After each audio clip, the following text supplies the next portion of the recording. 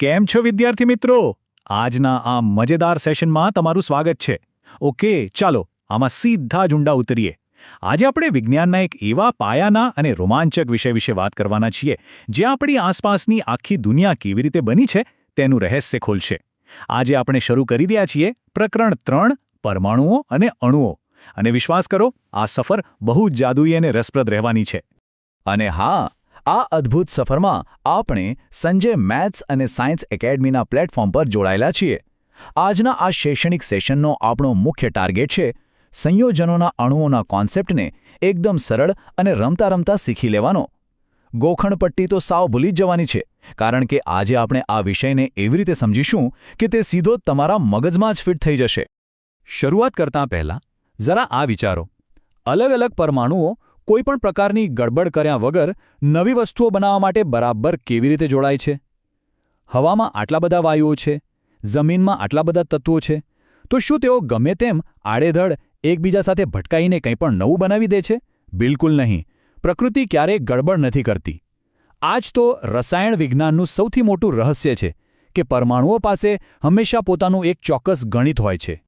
તો સૌથી મહત્વનો મુદ્દો એ છે કે જેને આપણે સંયોજનોના અણુઓ કહીએ છીએ તે વાસ્તવમાં છે શું? જુઓ, વ્યાખ્યા પ્રમાણે જુદા જુદા તત્વોના પરમાણુઓ જ્યારે એકબીજા સાથે જોડાય છે ત્યારે તેઓ ગમે તેટલા પ્રમાણમાં નથી જોડાતા. તેઓ એક નિશ્ચિત પ્રમાણમાં જોડાય છે. આ શબ્દ પકડી રાખજો, નિશ્ચિત પ્રમાણ. એટલે કે પરમાણુઓ પાસે એક ફિક્સ મેથેમેટિકલ રેસિપી હોય છે. જો તે પોતાની ચોક્કસ રેસિપી મુજબ જોડાય તો જ તે અણુ બનાવે છે. ચાલો આને એકદમ મસ્ત ઉદાહરણથી સમજીએ. બાળપણમાં પેલા લેગો બ્લોક્સથી તો રમ્યા જ હશો, બરાબર ને? કલ્પના કરો કે આપણી પાસે એક લાલ રંગનો બ્લોક છે, જેને આપણે ઓક્સિજન માની લઈએ, અને 2 પીળા રંગના બ્લોક છે, જેને આપણે હાઇડ્રોજન કહીએ.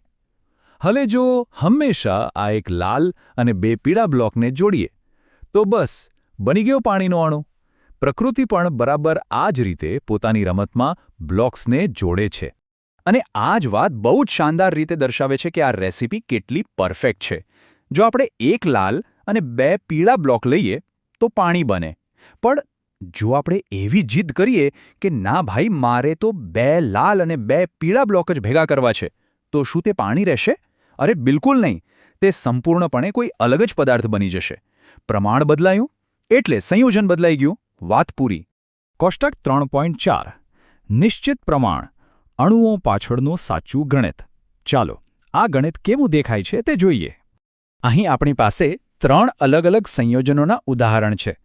સૌથી પહેલું છે પાણી, એટલે કે H2O, જેમાં હાઇડ્રોજન અને ઓક્સિજન જોડાય છે અને તેમનો દળથી ગુણોત્તર છે 1:8. બીજું છે એમોનિયા, એટલે કે NH3, જેમાં નાઇટ્રોજન અને હાઇડ્રોજન 14:3ના પ્રમાણમાં જોડાય છે.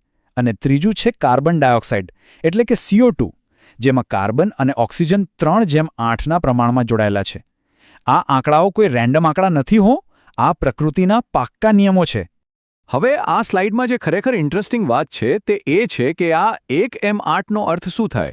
આનો સીધો અર્થ એ છે કે જ્યારે પણ પ્રકૃતિ પાણી બનાવે છે ત્યારે તે હંમેશા વજનના હિસાબે 1 ભાગ હાઇડ્રોજન અને 8 ભાગ ઓક્સિજન જ લેશે. જો તમારી પાસે 9 ગ્રામ પાણી હોય તો તેમાં 1 ગ્રામ હાઇડ્રોજન અને 8 ગ્રામ ઓક્સિજન જ હશે. આ નિયમ પથ્થરની લકીર છે.